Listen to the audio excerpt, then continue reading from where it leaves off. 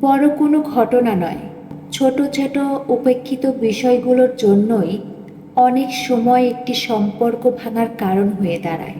অনেকেই মনে করে সম্পর্ক ভাঙে তখনই যখন বড় কোনো বিশ্বাসঘাতকতা, মিথ্যা প্রতারণা ঘটে। কিন্তু বাস্তবে দেখা যায় অনেক সম্পর্ক শেষ হয়ে যায় নিঃশব্দে, ধীরে ধীরে। ছোট ছোট অবহেলা, প্রতিদিনের কথাবার্তা অবহেলা, না শোনা বা গুরুত্ব না দেওয়া একসময় সম্পর্ককে ক্লান্ত করে তোলে। চাহিদার প্রতি উদাসীনতা, ভালোবাসা, সম্মান, যত্ন বা সময়ের চাহিদা বারবার উপেক্ষিত হলে মনের দূরত্ব বাড়ে।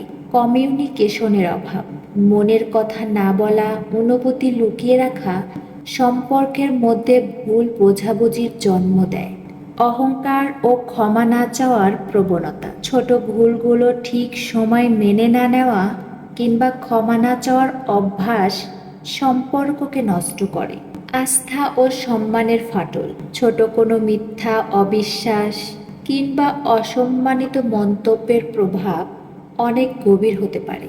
সব মিলিয়ে বড় ঘটনা হয়তো সম্পর্কের চূড়ান্ত ধ্বংসের রূপ নেয়, কিন্তু তার আগে বহু ছোট ঘটনা রোজ একটু একটু করে সেই সম্পর্ককে নিঃশেষ করে দেয়।